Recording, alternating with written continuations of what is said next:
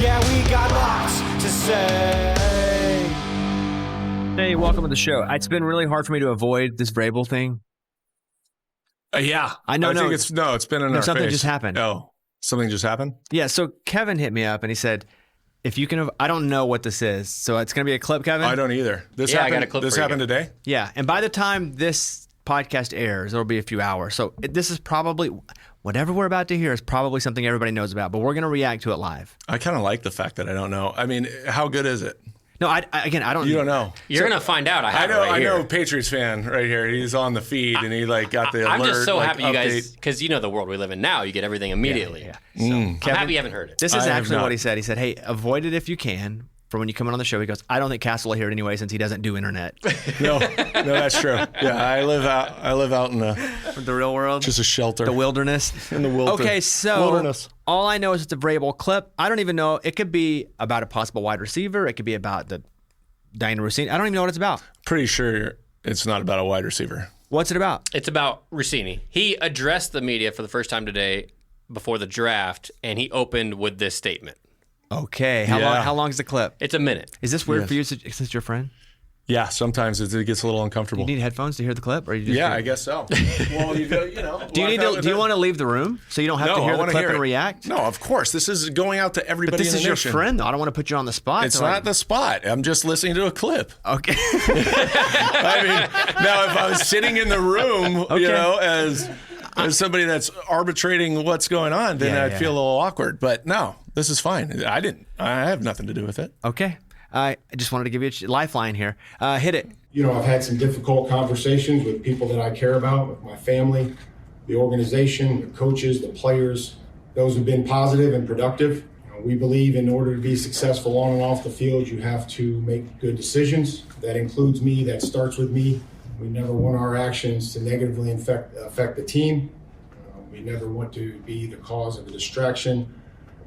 And these are comments and questions that I've answered for the team and with the team. We'll keep those private and to ourselves. Care deeply about this football team and excited to coach them. I also know that I'm going to attack each day with humility and focus. And what I can promise you is that my family, this organization, the team, the staff, the coaches, everybody, our fans, most importantly, will get the best version of me going forward. Okay. He didn't really say anything there except, I did it and I'm moving on. That's what I interpret. It kind of feels that way. It almost feels like an admittance of guilt a little Especially bit. the family mention, Yeah. like at the very beginning. I went through this situation. It's brought a lot of negative attention to myself, my family, the Patriots organization in general, and that he's doing everything in his power to be better. And if you didn't, let's just say, cheat or whatever. Let's say you didn't, you probably come out and be like, look, guys, I didn't do it. Like, I didn't cheat. I'm not going to talk about it, but I didn't do it. So I don't know what you want me to say, but I'm here to talk about football. I think that's probably the way you say that if you mean that. But, bro, I don't even care what Vrabel has to say. Like, the reason this is a story is not that they cheated. If they cheated. It's that if. You can leave if you want. No, I'm listening. Okay, go. I'm listening. It's his friend, Bobby. I know, that's what I'm saying. That's got to be weird. It's not that if or when or how. It's that her job was to get information fairly from credible sources, and she possibly was getting it in a way that it wasn't a fair way to get it. I think that's the juice of the story, although it hasn't affected my life one bit, I'll be honest with you. Like, literally, my life has not changed at all either way, but it is pretty juicy now that certain people are saying, too, that was a PI Right, hired by her husband. some kind of PI or something like that. Yeah, because that picture was perfect, man. They had a bunch of them too. Yeah. It's always interesting too in sports. I feel like coaches might have something like this occur where it looks awful on the surface and you never know all the details, but at the end of the day, the fan base and everybody else, they kind of get a free pass and they're like, hey, just go win ball games. Yeah, had he not won last year, I think it's a different story. Right, Yeah. and then you've got the CEO of whatever company that was just a few years back where all the memes came out where he got caught at a concert on the big screen and he immediately resigns. And I just think there's a different standard, so to speak, for coaches that are coaching programs, because at the end of the day, all anybody cares about a lot of times is not the type of person you are. More so, do you win ball games, and are you a really good football coach? Yeah, I agree with that. I do feel like he's not going to be asked about it a lot, though. I also feel that way, too, meaning he was going to get asked about it until he said something. I think it was him saying, yeah, what you guys saw, probably accurate, but I'm going to move on. He said there's a lot of filibuster there, too. Yeah, there is. But that was the right thing to do, is address it now, try to put it to bed, calm down the story, say whatever he's doing to work with the team himself, yada, yada, yada. Now he's addressed it, we're moving on. Old school Belichick method. Had he not been winning, had he not won last year, it's probably a different shade of black eye on the Patriots. I don't think it's much of one on the Patriots right now. They just went to the Super Bowl. Mm-hmm. Right. Like, it doesn't matter. Right. Sadly. And they're just about to start off season, so they're going to get right back into the routine and go. Kevin, you're a Patriots fan. Mm-hmm. Thoughts? Yeah, no, I feel the same. I think about a guy like Urban Meyer, and I'm like, when he was at Ohio State or winning before that. What about a Jacksonville? But I'm saying he wasn't scrutinized for anything until he started losing. Florida, dude, they got players killing people. Yeah. Ohio State, they're killing. Everywhere he goes, there's just like a string of bodies from all the dead people being killed while Urban Meyer's the coach. Yeah, he's arrested. winning, But no if problem. you're winning. But he's If you're winning. Goes to Jacksonville, starts losing, especially with the number 1 pick in Trevor Lawrence. And it's like, okay, this won't fly if you're losing. So, yeah, I'm with you. It's not even just football, it's life. Yeah. Like, I could be pretty problematic right now, and my company would go, he's producing, so we're going to accept a little more problematic than we would normally. If I were problematic and I wasn't producing, I wasn't making money for them, I think they'd go, you know what? It doesn't really fit with the integrity of the company. Yeah. Yep. Same exact amount of integrity, but it's listen, we're in a competitive, we are in a how much money can you make your organization, and the more you can make, the safer you are. It's like the hot girl, crazy girl kind of scale. Have you seen that? Like the crazier they are, they got to be even hotter. No, I haven't seen that. But So, yeah, is there some accuracy to that, you think? Of course. It's like the hotter a chick is, the crazier they get to be, right? The more you're producing, you get away with a lot more. For sure. But even dudes, like the richer you are as a dude, the more crap she's going to take. This is all generally dating. My wife listening, not you at all, babe. Me and you, perfect. Nothing crazy. Nothing. Amazing. Nothing out of the box. Yes, nothing. Everything's great. So, yeah, I don't think we'll talk about it more until she gets another job. Yeah, I saw a report, too, that came out that says Kraft tried to stop it from getting leaked. I'm sure. Anybody with any money and power that was associated for them to be affected probably try to stop it from being leaked. Yeah. 100%. I would have. I would have, like, if he could stop it in its tracks, pay it off, and not have it come out and have this huge publicity stunt all over every single media, every social media, 100% you're going to try to protect your organization. The stuff I've kept from being leaked about Kevin? Oh, I bet. Tons. You don't even want to know. Oh, I know. It has to do with animals. Different Kevin. Yeah, no, kick off Kevin. Kick off Kevin. The sex with the horse has never gotten out. You did walk in here bow-legged the other day. He's producing. That's why. He's producing. Castle's your land. He's pregnant. That's why we're letting him do it. Okay, I'll go over now to official reports that the Super Bowl may come here in 2030 to Nashville. That's what I heard. If you build it, they will come, my friend. And that's typical for the NFL. Right. You build a new stadium. A lot of the times you're building a new stadium to get the Super Bowl. I think it's guaranteed within, 2-3 years of completion on a new stadium, you get a Super Bowl. Not probably. I believe that's some... Then that wouldn't be crazy of 2030 then. Everyone was like, hey, breaking news, big deal, Nashville gets Super Bowl in 2030. That stadium should be done next year. And if that's the case, that just kind of fits in the timeline. It fits in the timeline. And what a cool place to have it. You saw the draft a few years back. I mean, Broadway was packed, 300,000 people. We have the infrastructure to host a Super Bowl. Right. And it's such a kick-ass city. For a city that is not as big as a Los Angeles, New York, Philly, Houston, et cetera, you would think, how can Nashville hold it? This entire town is people coming to town. No doubt. So the infrastructure is here. It is built. We'll host a Super Bowl. We'll crush it.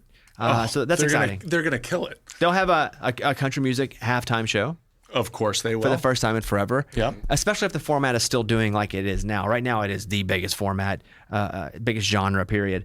But I think it's super exciting for the city of Nashville. I think that I'm pretty excited about the stadium to be built because it seems that it's going to be really cool. But man, I just hope the Titans are halfway decent. That would definitely help if they're. I know. If they're good. They need to go out this year and be head and shoulders above where they were last year. At least finish 500, maybe better than 500, and The show Titans progress. need to make a bowl game. Let's be honest. If Let's the Titans make a bowl game, It doesn't matter what bowl you're at. it don't could matter. be Yes. the Sun Bowl, the Yes. Las Vegas Bowl. We just need to make a bowl game go. to give people hope. And then when that new stadium opens, then there's some excitement. I mean, this city loves winning like every city does. But I remember when the Predators were really good a few years back. And I mean, talk about everybody had a flag on their Everybody, car. yeah. Everybody was rocking the Predators jerseys. I mean, and probably people that never watched NHL before in their life, but they had something to grab onto, and it was right there in their own city. That there's a lot of pride in that. I've only ever been to one NHL game. It was Game 7 of the Stanley Cup, Preds and Penguins. Gosh, yeah, it's Preds tough, lost. tough to go to the first game at the Game 7. Lost I the know they Stanley lost. Cup. I know, Yeah, but lost. it still was a Stanley I went Cup. to the loser game. Game 7, though. Yeah, Pretty yeah. I badass. was very much a poser. I was like, I'll go to hockey. Yeah, of Is course this you hockey? will. I'll go to hockey game. I love I know hockey. nothing about hockey. You put ball in net. Were you guys here during the draft? I heard that was crazy. I worked it for ABC. Oh, did you did? really? Oh. Yeah. I didn't come The down. NFL draft I'm talking about, yeah, by the way. I didn't come Yeah. down. We think we went to the military draft? No, Or- I'm just clarifying. Just clarifying. Yeah, Just no, the draft, yeah. I had worked it for, well, it was 2 parts. So ABC got the first hour, and then it rolled to ESPN. So I had kind of 2 crews. It was pretty cool because they were like, hey, we're going to put you out. We're going to do some sports and some like human interest stuff. Right. But it was so crowded that they couldn't get, because there was like 4 or 5 of us reporters. The other 4, You're out amongst the people? so they had us at all different places. Oh, wow. And there were 5 of us total. The other 4 were like hardcore ESPN, NFL Network, Right. sports people. And then me, who was partial sports, but very much human interest. But what happened was it was so crowded, they couldn't move us around.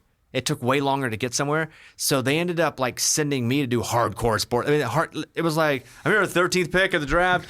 Tell me your phone. And so it was super, like I could handle it obviously, but it was super You're a cool pro, to dude. me that nobody else got to do that because they were all trapped in like rooms because it was so crowded. I also got kicked out of my dressing room by a famous person. Who kicked you out? Come on. Excellent. What does it rhyme with? Nope, I'll tell you off mic, but I was Damn. I was You pretty must pissed. have a relationship with him. I mean, you just talked about my buddy Vrabel, and now you won't tell us anything about your buddy? Yeah, but you wouldn't have purposefully brought Vrabel up and been like, let's talk about True this. statement. He's my friend. That's, yeah, that's true. And that's actual sports biggest story in the NFL today. That's a true statement. But yeah, I got kicked out of a dressing room. All my stuff was in there. Like, you have to go. And they're like, why? They're like, no, so what's the dressing room? I'm like, are you kidding me? And they were like, and then my manager was with me, and he was like, dude, you're here for like 6 minutes. And you'll always have this story. I've never told it. I still haven't told who it was.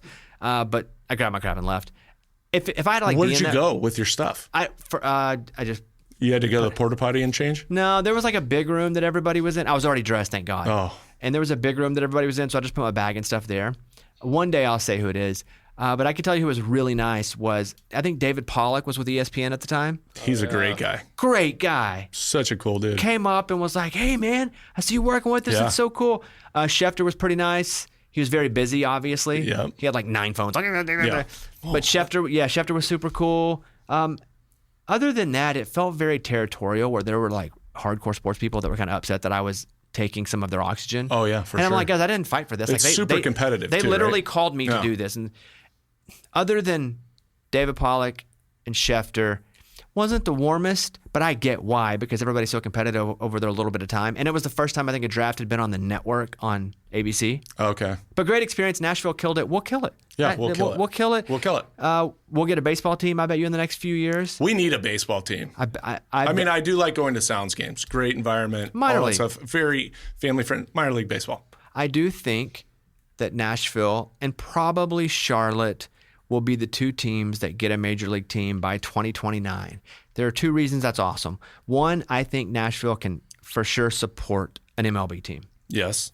2, I invested so much money early, I'll be a part owner. Seriously? Yeah.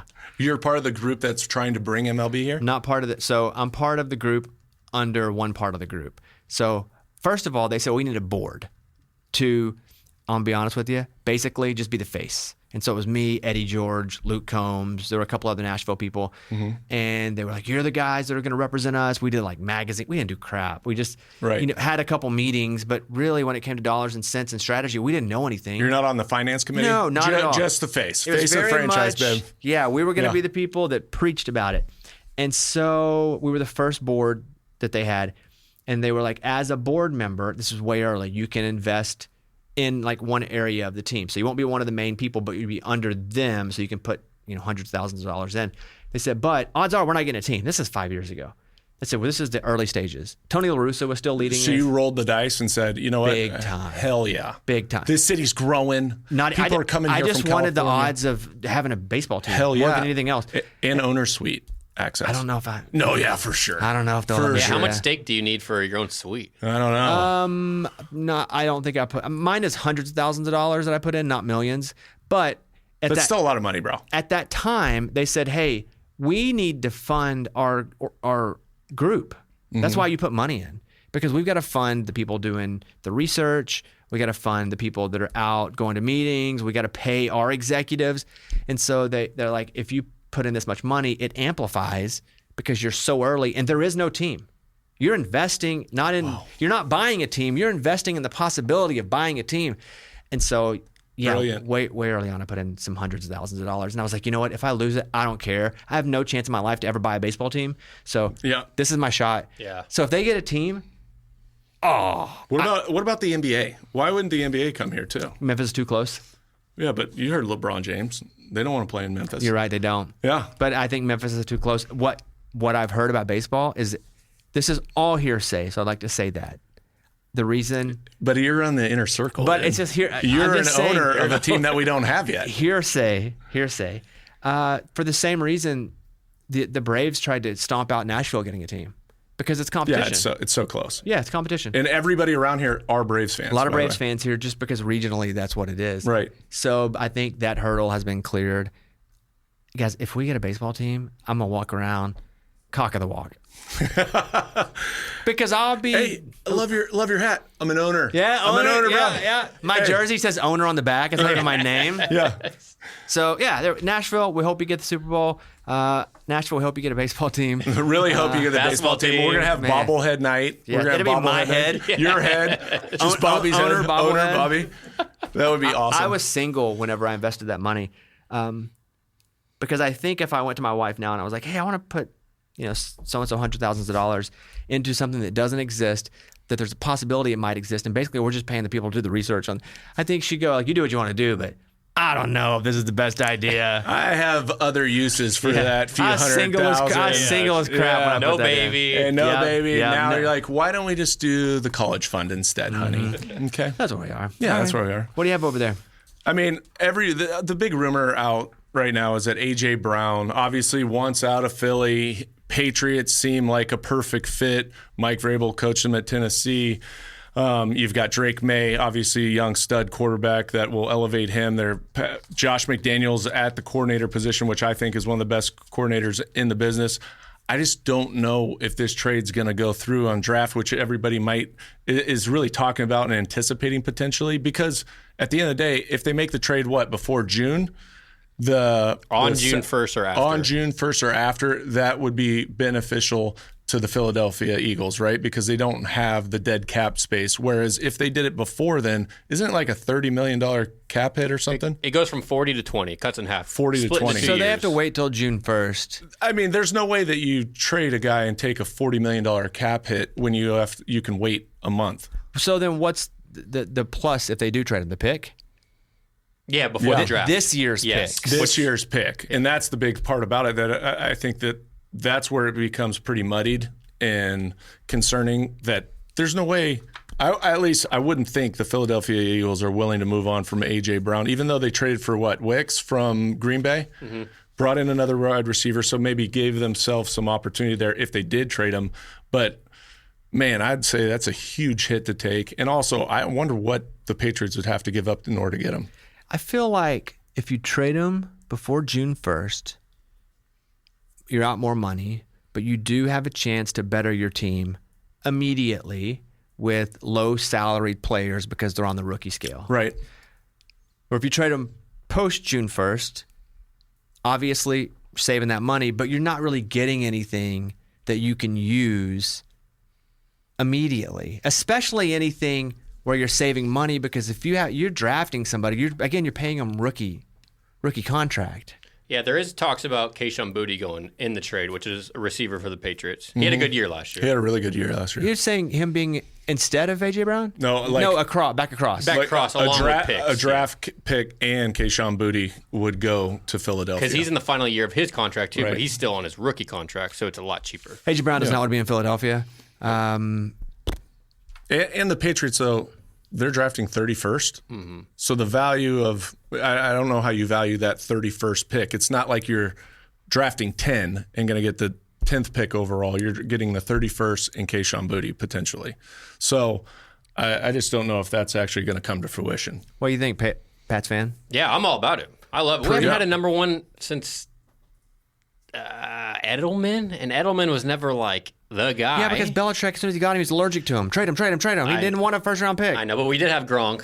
Gronk was a number one in many ways. But I'm thinking like Randy Moss. Randy Moss was the last true. Oh, I thought you meant first-round pick. I was just just saying Patriots used to trade all their picks. Oh, no. You mean number one receiver. They never drafted that high to get like one of those high-end wide receivers. Yeah, I'm all about it. I hope they do it. A.J. Brown aging a little, though, too. Oh, he is. I hope we don't give up. Should I say a first rounder? Because if we gave up 31st, I wouldn't be too upset. But I also don't necessarily want them to give up a first round because, to your point, he's aging a little bit, and it's only going to be about 2 years, and he'll start complaining there too.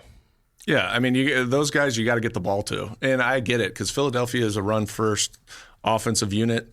They don't throw the ball that much. Percentage-wise, they're one of the on the lower end of the entire league in terms of throwing the ball. So if you're an alpha wide receiver who wants the ball, you're going to want to go somewhere that they're going to air it out, and your skill set is going to be seen by everybody because that makes them feel good. So I get and understand it, but at the same time, they did win a Super Bowl. That had to be an incredible experience, and he's still super productive on the football field. So it's not always greener on the other side. But as a Patriots, I understand as a Patriot fans, hell yeah, they want a number one wide receiver. I mean, living here in Nashville, we saw the Titans trade him for a pick.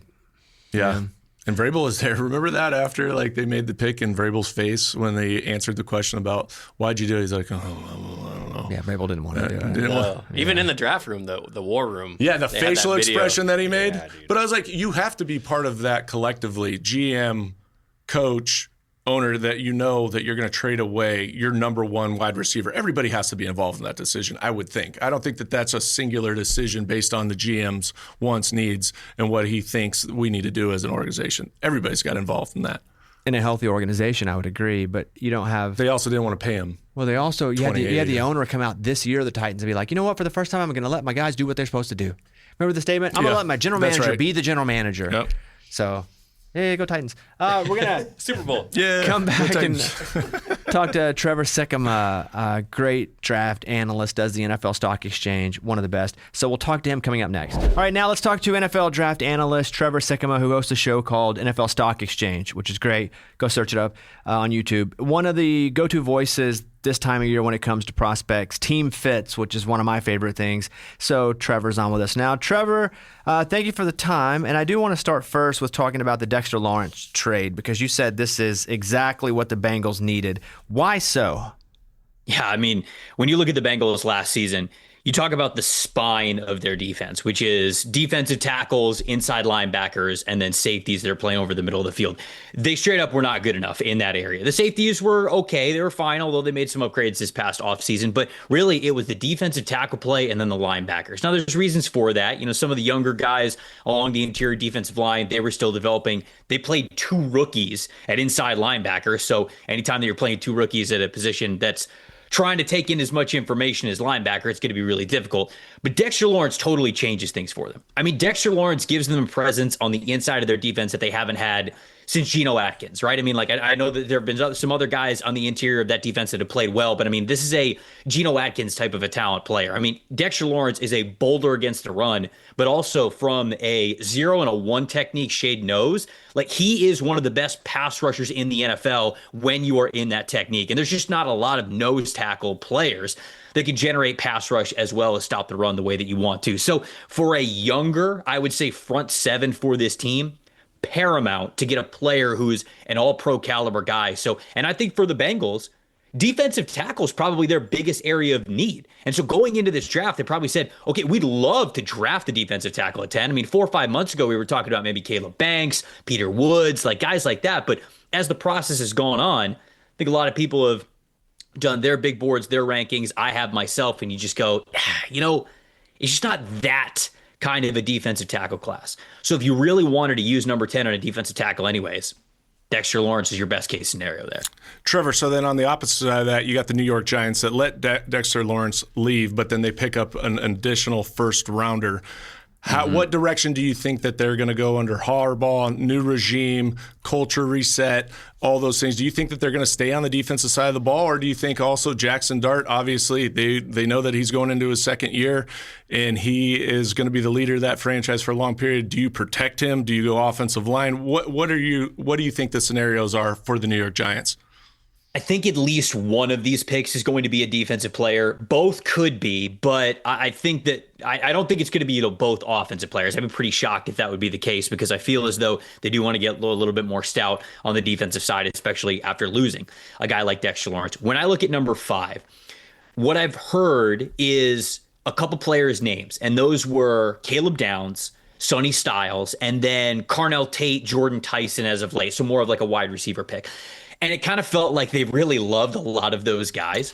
And getting this extra first-round pick now gives them some extra flexibility, because I think they'd love offensive line as well. If you go back to John Harbaugh's comments at the owners' meeting, he talked about, hey, our goal is to have the best offensive and defensive lines in the NFL. Well, trading Dexter Lawrence doesn't exactly get you towards that goal. And so you have to kind of remember that when you have 2 top 10 picks. And so the more I'm doing mock drafts, and obviously the closer we get to the draft here, I think that one of Sonny Styles or Caleb Downs feels like that pick that I'm leaning towards at number 5, because they're just these true chess piece defensive players that Harbaugh knows all about, with guys like Roquan Smith, guys like Kyle Hamilton as well. But then when you get to that 10th pick, I think they're very comfortable letting either an offensive lineman or a wide receiver fall to them. If both Carnell Tate and Jordan Tyson are off the board, well, then there's a good chance that Spencer Fano, Francis Mauigoa, Vegi Owane, one of those guys is going to be available for you there at number 10. And if a couple of those guys are already off the board, well, then you might be able to get that receiver that you mentioned could really help out Jackson Dart, especially from a vertical offense perspective. So to me, I kind of lean defense with that number 5 pick now. And I think it's a little bit of an offensive wild card, either offensive line or wide receiver and a playmaker there at number 10 for him. Any chance Ty Simpson creeps up into the back end of the first round? Yeah, no, I absolutely think there's a chance that that's the case. It's interesting, right? Because when I look at Ty, I think he could win games in the NFL. Like, I think he's a starting caliber quarterback. I think that some people, they're very analytical, and I don't want to say, necessarily poking holes in their game, because that's what we're supposed to do. We're supposed to evaluate prospects. But when you remember the fact that he was a 1-year starter, and about 8 weeks into the season before he got hurt, I mean, this guy was going through progressions. I mean, he was executing game plans the way that you wanted him to. He was making protection calls at the line of scrimmage. So he's doing a lot of pro-level stuff. So it's really encouraging signs there from him. But when you talk about him in the first round, well, he's not exactly built the way a traditional first-round quarterback is built. He's a little bit on the smaller side, which goes a little bit into the modern NFL, but it's still something to monitor. But really what I think is holding Ty Simpson back from being that first-round quarterback is the potential demand, because it feels as though the Arizona Cardinals are the only team that are really in on Ty Simpson. The Steelers just doesn't feel like there's a lot of smoke there. The Jets doesn't feel like they're super interested as well. Miami went out and they got Malik Willis. So if it's just the Cardinals sort of bidding against themselves for Ty Simpson, then I think that with them holding number 34 very early in the second round, they might feel comfortable and say, hey, we don't have to give up any extra picks. We can sit here at 34. Nobody's going to take them from us. We can take them there. But if there starts to be some extra interest from other teams, that's when I could see, a team like Arizona or one of those other teams maybe getting aggressive and trading back up into the back end of that first round.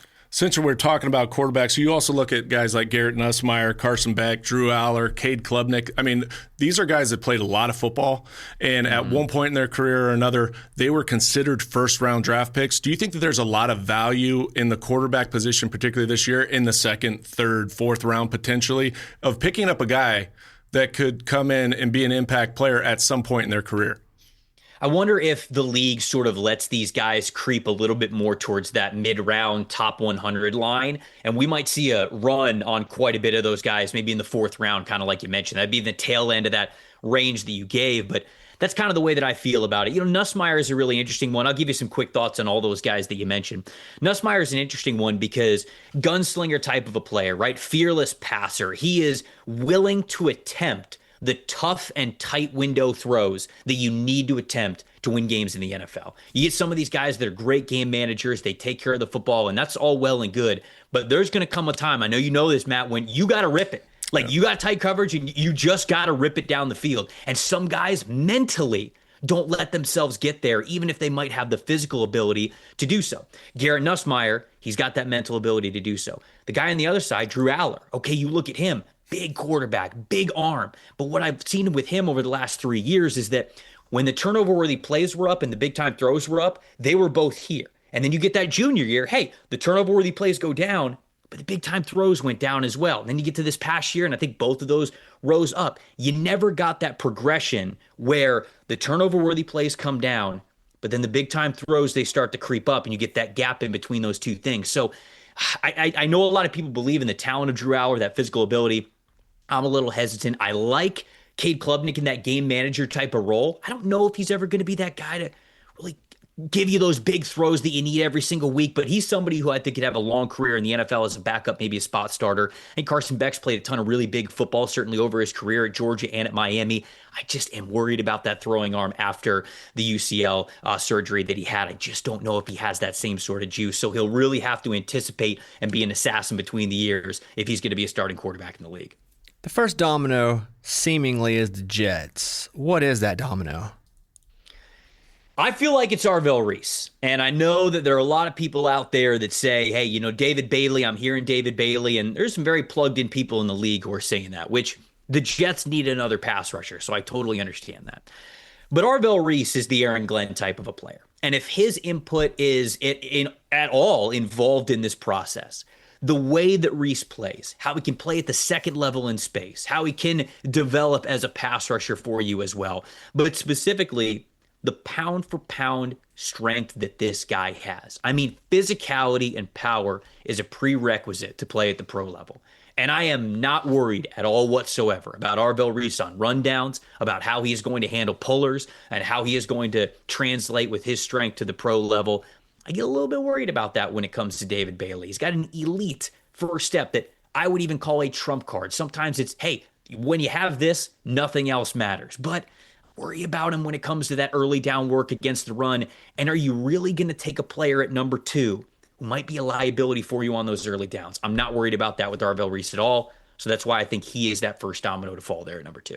Would you say that there's a case to be made, though, for David Bailey, who had 14 and a half sacks? He's probably more pro-ready right now to step in and play, where Arvell Reese, he was a one-year starter last year. Obviously, he's a freak of nature. His ceiling's probably higher. But if you're saying between the two, who's ready to play right now and be an impact player, I'd say David Bailey. Would that be an accurate thought process?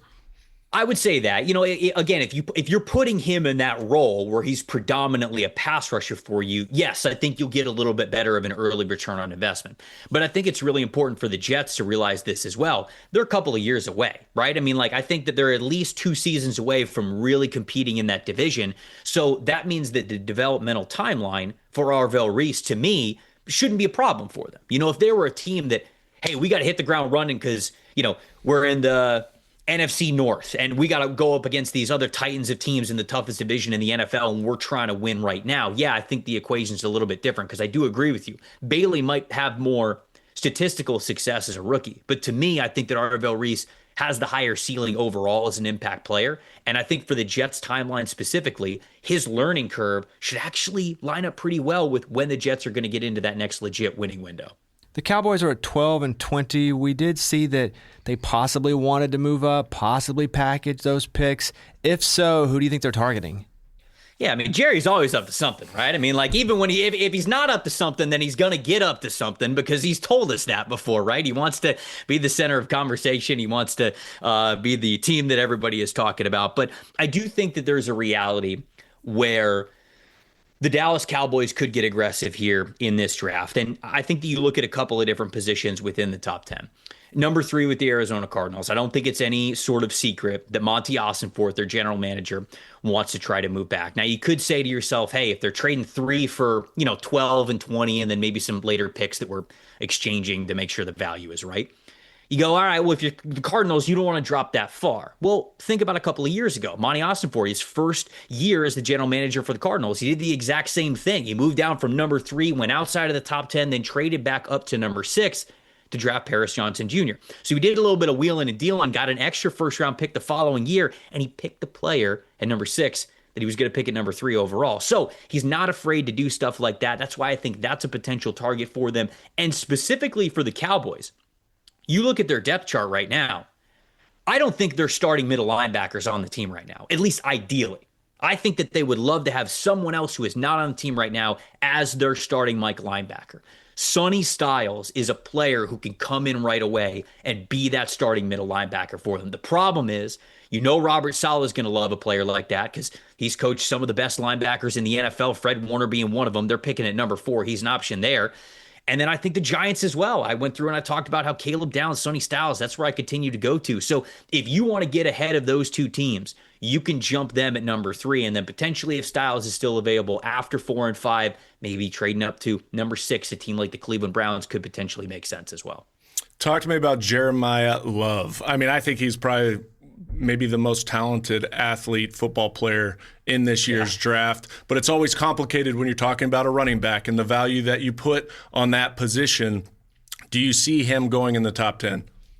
I do. Number 2 overall player on my big board this year. He is somebody who, the reason why I think Jeremiah Love should be talked about within the top 10 is not only is he a phenomenal runner, not only does he have the great rushing production, but he's got the athleticism basically in all facets, explosiveness, fluidity, overall size to take on contact and bounce off of tackles. Like, he has the physical makeup and the athletic makeup, but then it's also what he can do to impact the passing game as well. He's got soft hands in the receiving game. He can create those yards after catch. You could use him as a mismatch when he's going up against slower linebackers if you feel like you have that advantage. And so that's really when you start talking about running backs that are worth a top 10 overall selection. You have to be a great runner to complement the passing game, but then you also have to be a part of the passing game yourself. Pass pro, a little bit of a work in progress for him, but I think that we'll get there eventually for him to be that total package type of a runner. But the way this dude can explode, natural hands out of the backfield, it's not quite, like the Christian McCaffrey type of a thing, but I think he's got good enough hands and he's natural enough as a receiver to give you that value in the passing game to where you feel pretty comfortable about taking his talents in the top 10. Kansas City needs line help. Kansas City also needs a receiver.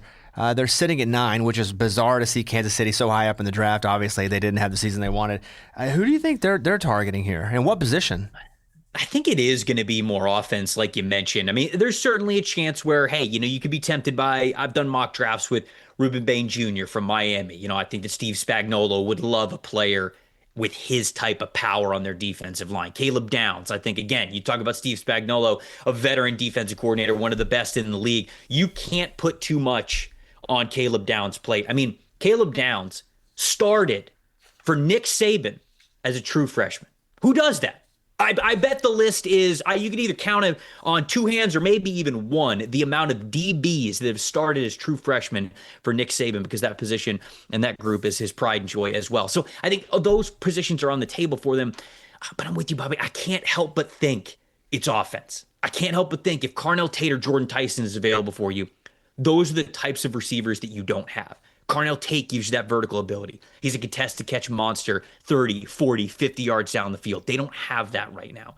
Jordan Tyson, great when it comes to the intermediate route running. He's not just a okay, we give him the ball with a low average depth of target and we try to get him some magic and make things happen after the catch. He is somebody who could be an elite middle of the field type of route runner, and I think he complements this receiving game as well.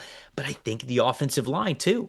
We saw Patrick Mahomes running for his life last year, running for his life even a little bit before on their journey to the Super Bowl once again.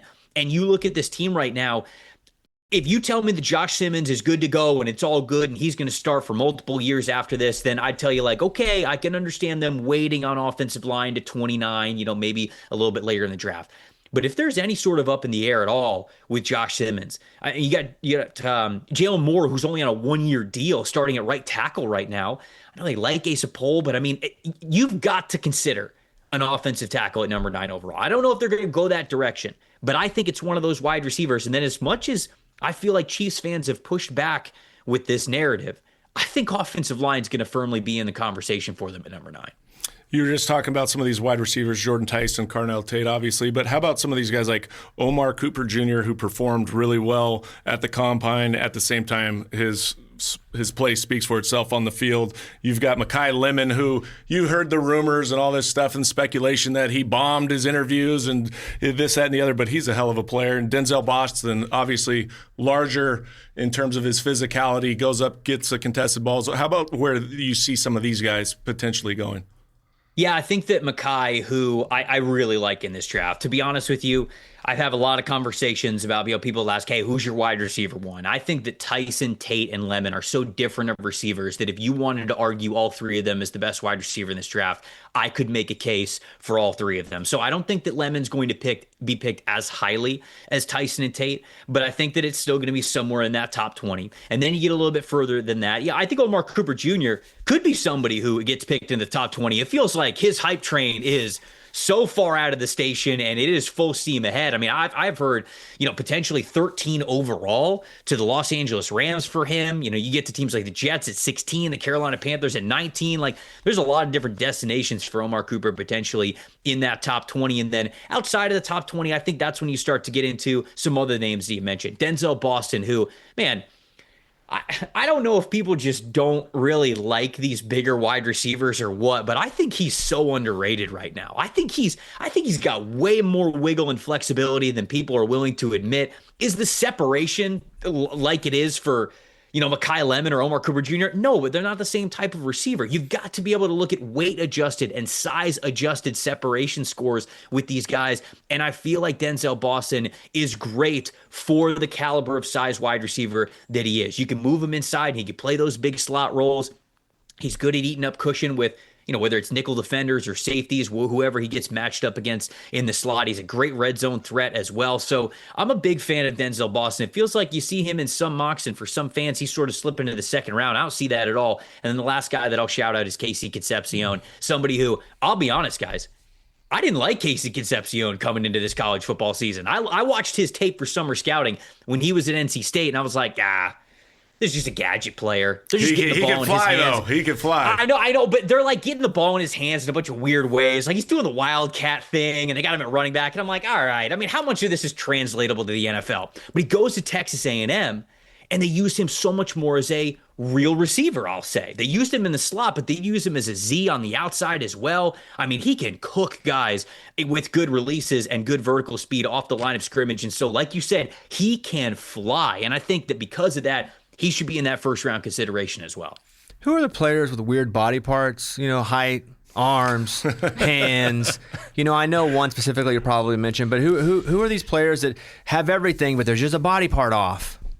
Interesting. When you said that, I mean, my mind immediately went to like somebody else, and that was somebody in the opposite direction, and that is Markel Bell, the offensive tackle from Miami, basically 99th percentile in every way possible. So like, he's somebody that stands out when it comes to the measurables in a crazy way there. But I mean, you look at some of these players, for example, I think that people talk about Ruben Bain, the arm length with Ruben Bain, right? A top 10, top 5 overall potential player, but he's got the arm length that you kind of worry about with him.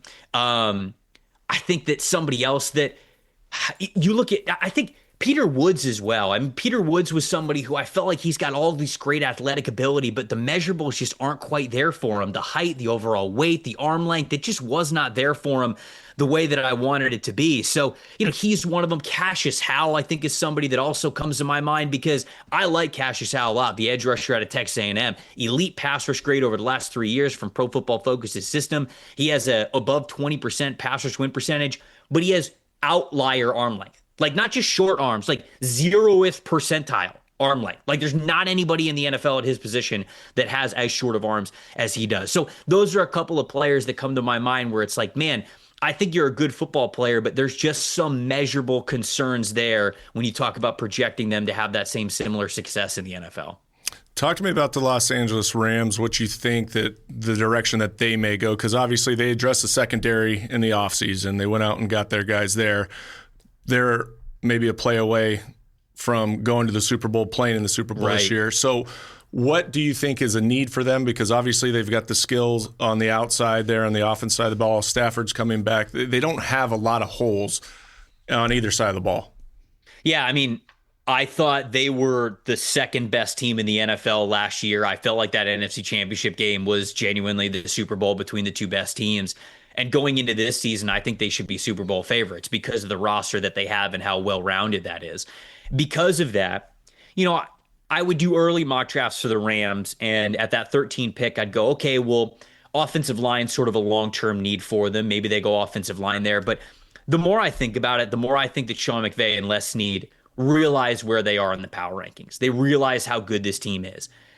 Forget the future, right? Like, go win a Super Bowl. And I think that's the way that they're going to approach this. And because of that, I wouldn't even be shocked if they traded up from 13. Now, I don't know exactly where it would be. You talk about the Cardinals, that's an in-division type of a team, and that makes it less likely for that to be the case. But I think there's a world where the Rams are maybe sitting there at 13 and let's say, the Washington Commanders maybe come on the board and they go, hey, we'll give you 13, we'll give you 61 in the second round. Let's move up to 7. Let's get ahead of the New Orleans Saints and the Kansas City Chiefs, and let's go draft Carnell Tate or Jordan Tyson. Like, let's keep our foot on the gas pedal, go get a playmaker like that.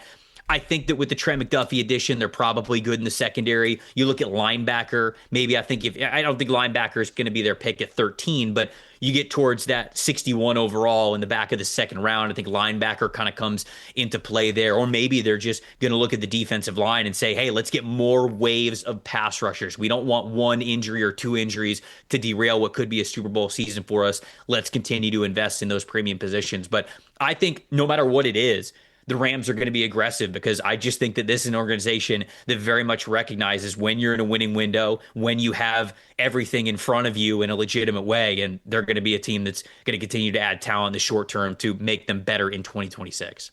We got 2 final questions. I'll go first. The last couple of years, we saw Penix hop up. We saw Jahmyr Gibbs hop up a little higher than people thought. If you were just going to, make a prediction on that player that does pop up in the draft a little higher than people are right now assuming, who do you put that on? I think Jacob Rodriguez could be that player, the linebacker from Texas Tech. I mean, you look at the overall production that he has had over the last 2 years, but specifically this past year. I remember, I think this is week 5, maybe, of the college football season, and I'm watching a Texas Tech game. I can't remember who they were playing.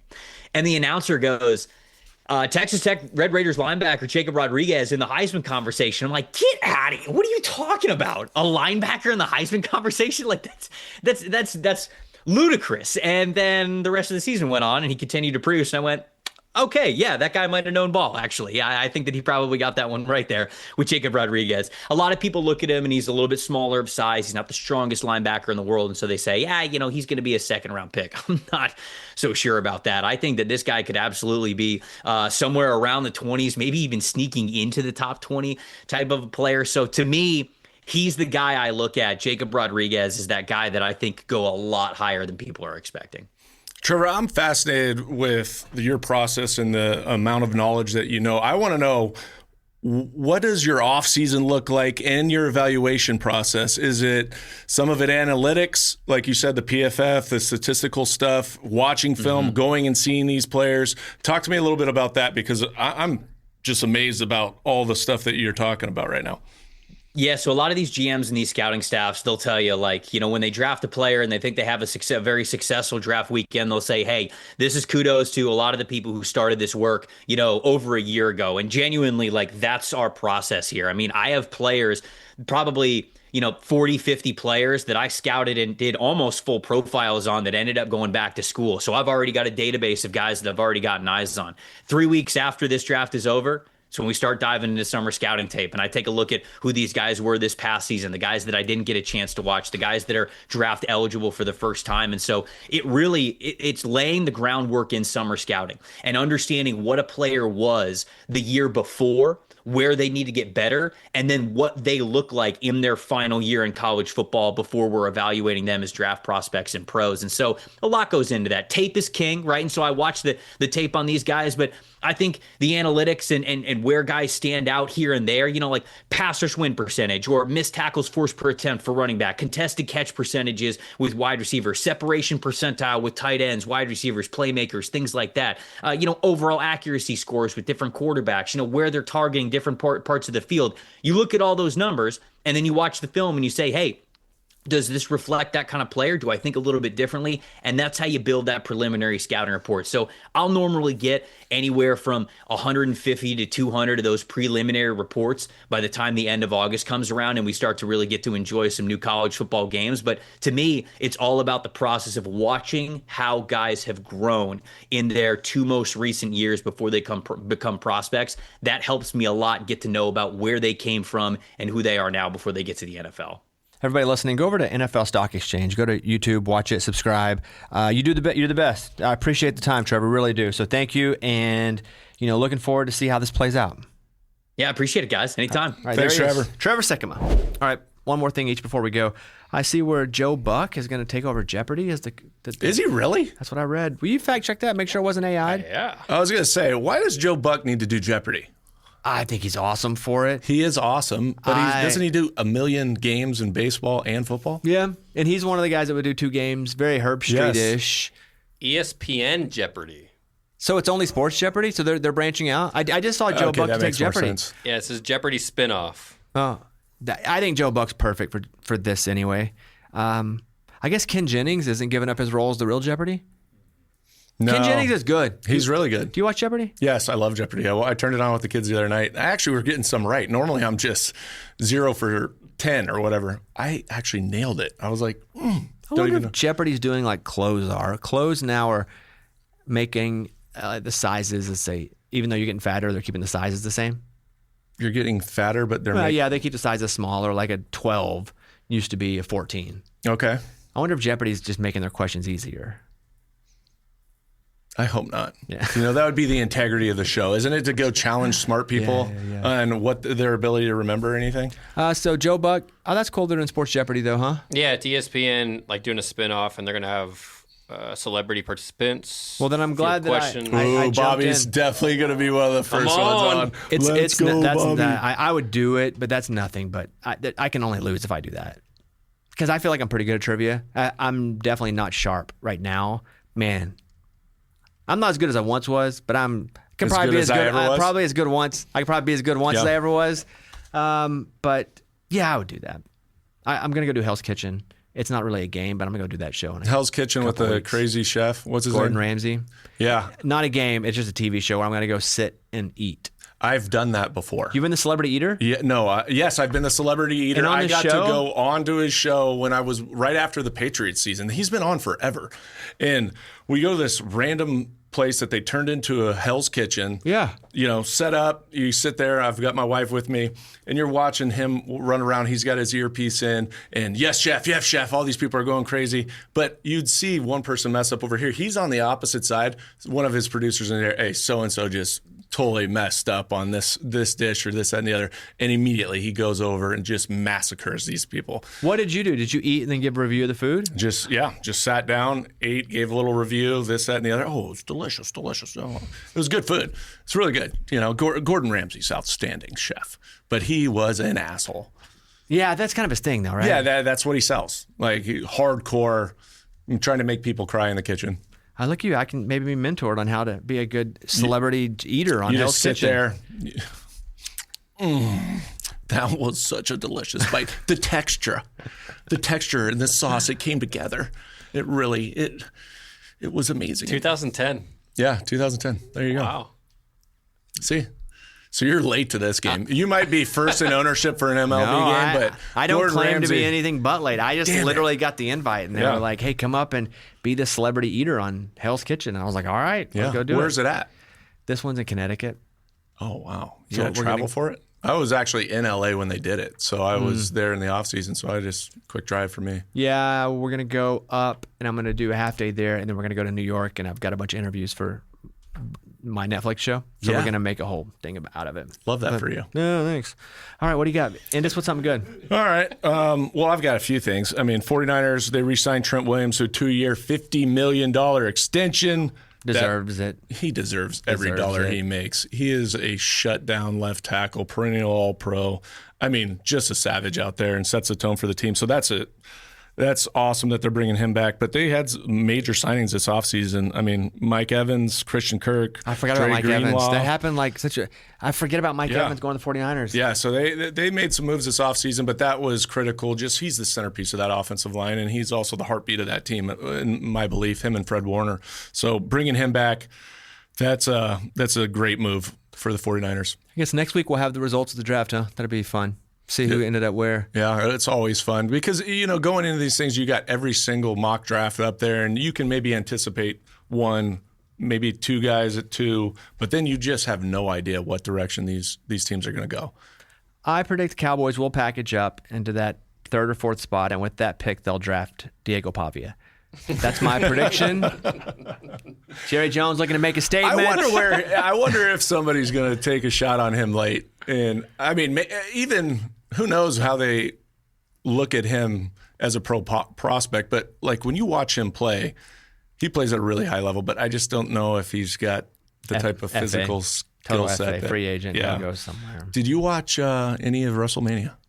Did I watch it? I watched every match. Did you watch every match? I was gonna say.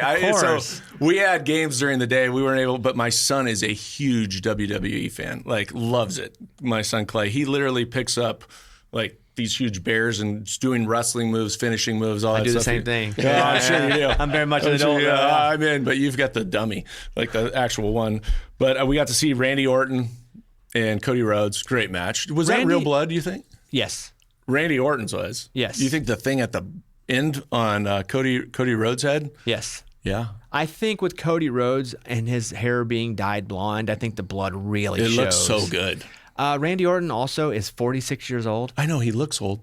He's so big, though. His body does not look old. No, it doesn't. I don't know what type of peptide he's on. Dude, I would love to be on that. There's no fat. It's all abs, humongous, shredded, 46. It's crazy. Okay, give me some more analysis. I like this. No, I thought it was, the spectacle of it all, it blows my mind. Like the production that they put on for every character coming in, the music, the stage. Character.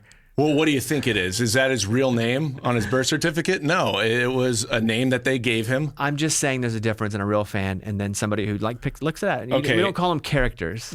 What do you call him? What do you mean? What do you call His them? wrestler? His competitor? Competitor. Okay. Wrestler? Sorry. That's what I meant. Okay, but I figured that they take on a character. Well, they do. We have interviewed people from the WWE. Yeah. That came on and said, my real name's this off the field. Am I a character? Because my real name's not Bones. But am I a character? No, but did you change it to Bobby Bones? Yes. Okay, that's your real name. Right. So did all am those I people? Am I playing a character? Sometimes. Okay, fair enough. Yeah, sometimes. All right. We all do. And then the Roman Reigns CM Punk. Awesome match. Did you see they described them as, they were little people, but they described them as something else coming in right before that? Yeah. So that was Danhausen. Danhausen. Yeah. That's before that match. So incredible wrestler. Danhausen. Not a character. Curses. Danhausen's a character. Oh, okay. Now we've got characters. Yeah, Danhausen's a character. So there's a fine line in the sand. Yes, because he comes out and he puts curses on people, and his is very comedic. He's also a good wrestler, but he goes, "You are cursed," and he curses them. But yes, he brought out and they called him the M word. Instead of little people, it was yeah. And then Michael Cole, the announcer, goes, "I was told to call him that." I was told to call him that. I heard that. I was like, well, at least you were able to say that to the audience. I think that CM Punk and Roman Reigns match. The match itself was freaking fantastic. I thought overall it was a pretty weak WrestleMania, but I thought that final match was so good by both of them. So annoying that Roman Reigns is the champ again. Boring. You wanted CM Punk to be the? Just Roman Reigns being the champ again. Boring. He's been champ. He's 7-time champ now. It's the same crap. Look at him though. Oh, I agree. I mean, he's a monster. Because you got to take a little bit of reality into this thing and say, okay, if these two guys were to line up in a regular ring and beat the hell out of each other, I'm putting my money on Roman Reigns. Did you watch Brock Lesnar? Yeah, that was a short match though. Well, they're massive guys. They don't go long if they're that big. It was 6 minutes. Yeah. Some of these, like the other match went, what, 20, 25 minutes? Yeah, but those guys, again, better cardio, not near as large. Who was the guy that beat him? But Brock Lesnar is 48. He looks awesome. He is maybe the most intimidating human that you'll run into, other than the guy that he wrestled, maybe. So Obafemi is his name. Oh, my God. And he was a track star in Alabama, like shot put. Oh, I was going to say, he didn't run the 100. He didn't run the 100. But his physique is incredible, right? Oh, my God. And so Brock put him over. Just a specimen. And putting someone over means you want them to shine so they can be the next one up. And that's what Brock did. He put him over. Yeah, then he took off his wrestling shoes at the end. Did he act? Yeah. Finger quotes. I don't think He'll you're show retired. up at the next big event. So I'll nerd a little bit on you. The next event, I believe, is SummerSlam, and it's in Minneapolis, and that's his hometown. So what people are suspecting... Well, no. We're going, bro. I was saying what people are suspecting is they think that'll be Brock's final match. Yeah, that'll show up in his hometown. But no, as far as we know, he put his boots in the ring and was like, I'm out. Yeah, just selling the next event, babe. I did watch both nights of WrestleMania, though. I stayed pretty dialed in. And if you don't... So you have to have ESPN Unlimited. Do you have that? Well, I figured that out on Saturday when my son was like, Dad, please, can I get it? And then I went through and updated this, that, and the other. ESPN Unlimited is now part of my service package. Because I already had ESPN Plus. 100%. It's so dumb. So I bought ESPN Unlimited. And then you probably have the bundle, right? The yeah, but Hulu, but Unlimited ESPN wasn't a part Plus, of it. And that's not on. I know. It's a whole new thing. But what you can do as well, just from your phone, is you can use a VPN and go in from a different country, and then you can watch it on Netflix for free. I don't travel out of the country a lot. I know you do because you're big time. You don't have to. No, it has nothing to do with traveling. You're saying if I'm somehow kidnapped and taken out of the thing, I can watch? VPN. It's an app. Okay, sorry. All it does is hide where you're coming from, so you don't. It doesn't matter. Yeah, dude. If you're in another country, watch it on Netflix. You can still watch WrestleMania. Yeah. Well, now at least I know I have those capabilities. It's huge for me. All you have to do is download a VPN. And like when I was in the sauna, I was watching it on my phone. I VPN'd and I did Costa Rica.